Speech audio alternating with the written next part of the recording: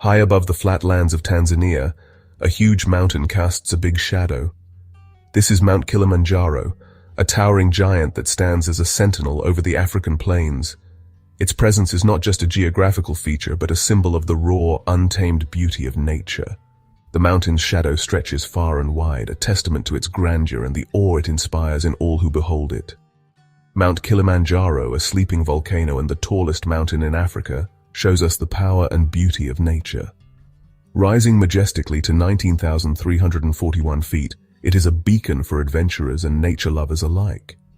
The mountain's snow-capped peak, a rare sight in Africa, stands in stark contrast to the warm plains below, creating a unique and breathtaking landscape. Its snowy top, often hidden by clouds, has amazed explorers and dreamers for a long time. The ever-changing weather at the summit adds to its mystique as clouds swirl around the peak, revealing and concealing it in a mesmerizing dance. This dynamic interplay between the mountain and the sky has inspired countless stories and legends. This is Kilimanjaro National Park, a special place protected by the world, and a home for many amazing plants and animals. The park is a sanctuary, preserving the unique ecosystems that thrive on the mountain's slopes. From lush rainforests to alpine meadows, the park is a living testament to the diversity of life on Earth.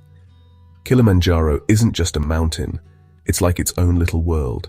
Each elevation brings a new environment, a new set of challenges, and a new kind of beauty. The journey from the base to the summit is like traveling through different continents, each with its own climate, vegetation, and wildlife. From the thick rainforests at the bottom to the dry deserts near the top, the mountain shows us a world of incredible differences. The lower slopes are covered in dense green forests teeming with life, while the higher altitudes are barren and stark, a testament to the harsh conditions that prevail at such heights. This dramatic transition is a reminder of the resilience and adaptability of nature. This is a place where elephants walk free, where leopards hunt, and where the circle of life continues in its most primal form. The park is a haven for wildlife, offering a glimpse into the natural world as it has existed for millennia. Here the animals roam in their natural habitats, undisturbed by the encroachments of modern civilization, and where lots of birds sing. The air is filled with the melodies of countless bird species, each adding its own voice to the symphony of nature. From the vibrant plumage of tropical birds to the majestic flight of raptors, Kilimanjaro is a paradise for bird watchers and nature enthusiasts alike. This mountain, with its diverse ecosystems and rich biodiversity, stands as a testament to the wonders of our natural world. The story of Kilimanjaro is as interesting as the land it covers. This majestic mountain, standing tall at 5,895 meters, is not just a geographical wonder, but a cultural and historical icon. Its snow-capped peaks and lush forests have been the subject of fascination for centuries. For many years, local tribes saw the mountain as sacred, telling stories about how it was made and what it meant to them. The Chaga people who live on the slopes of Kilimanjaro have a rich tapestry of myths and legends. They believe that the mountain is the home of their god, Ruva, and that its snow is a gift from the heavens. A German explorer named Johannes Rebmann was the first European to see it in 1848. His accounts of a snow-covered mountain near the equator were met with skepticism in Europe. People found it hard to believe that such a phenomenon could exist so close to the equator. He talked about a snowy mountain near the equator, which many people didn't believe at first. Rebmann's reports were initially dismissed as hallucinations or exaggerations. However, his detailed descriptions and unwavering conviction eventually led to further expeditions. It wasn't until 1889 that people finally reached the top. This monumental achievement was a turning point in the history of mountaineering.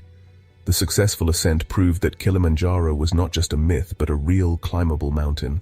Hans Meyer from Germany and Ludwig Purtscheller from Austria climbed to the top of Kibo, the highest of Kilimanjaro's 3 peaks. Their journey was fraught with challenges, from harsh weather conditions to the physical toll of high-altitude climbing. Yet their determination and pioneering spirit paved the way for future adventurers. This started a new chapter, where Kilimanjaro became a popular spot for climbers and adventurers. Today, thousands of people from around the world come to Tanzania to experience the thrill of climbing Kilimanjaro. The mountain has become a symbol of endurance, adventure, and the unyielding human spirit.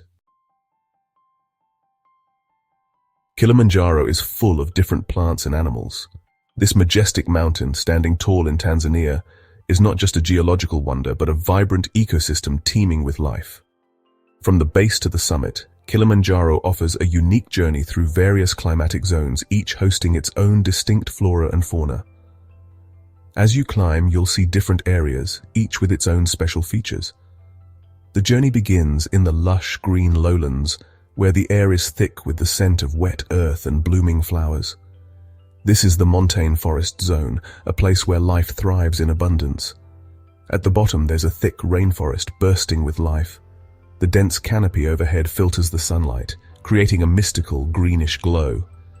Here, the sounds of chirping birds and rustling leaves fill the air, making it a paradise for nature lovers. You might see monkeys swinging in the trees or a shy bushbuck running through the bushes. The rainforest is also home to a variety of insects, reptiles, and amphibians, each playing a crucial role in this delicate ecosystem. Higher up, the rainforest changes to open land with giant plants.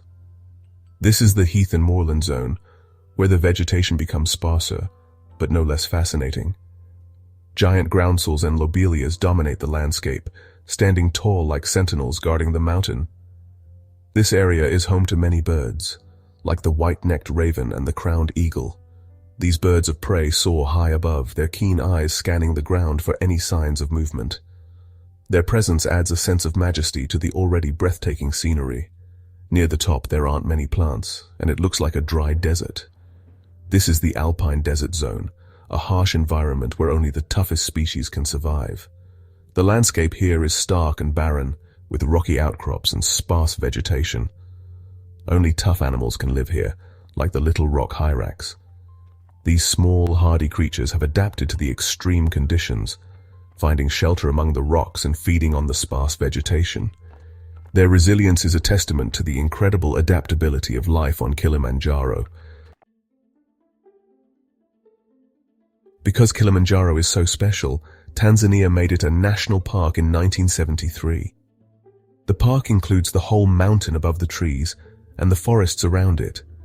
Today, taking care of the park is really important. There are rules to make sure tourists don't hurt the environment. Things like plastic bottles aren't allowed, and they're careful about trash. The campsites are built to be eco-friendly, and the porters who help climbers are trained to protect nature. This way, everyone can enjoy Kilimanjaro in the future too. Many people want to climb Kilimanjaro because it's a great challenge. It's 5,895 meters high, or 19,341 feet, the highest mountain in Africa, and the tallest freestanding mountain in the world. But you don't need to be a super climber to reach the top. There are 7 different paths to the top, each with its own challenges and amazing views.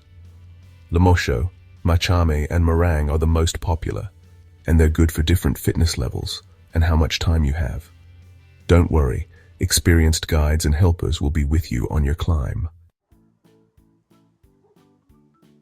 Many people think the Lemosho route is the most beautiful way up Kilimanjaro. It has amazing views and a slow, steady climb, which helps you reach the top.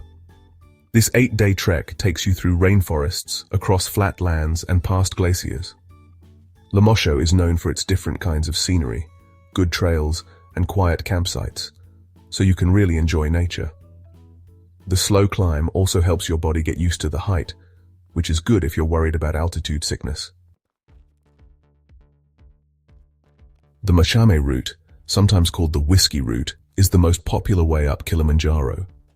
This 6 or 7-day trek is known for being tough, having great views, and the friendships you make with other climbers.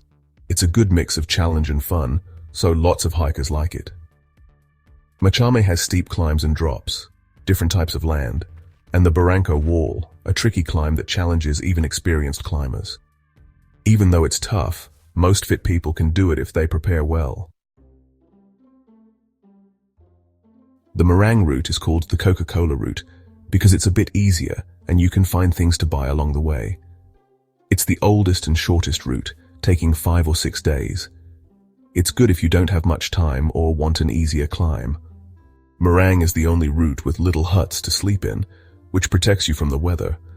But the huts can be full of people, and the shorter trip doesn't give you as much time to get used to the height. Getting to the top of Kilimanjaro is an amazing achievement. When you stand on the roof of Africa and look out at everything below, you'll feel awesome. The climb is a journey for your body and your mind. It tests you and shows you how strong you are. But Kilimanjaro is more than just a mountain to climb. It's a beautiful place. It shows us the power of nature, and it reminds us to protect our planet. It's a trip you'll remember long after you come back down.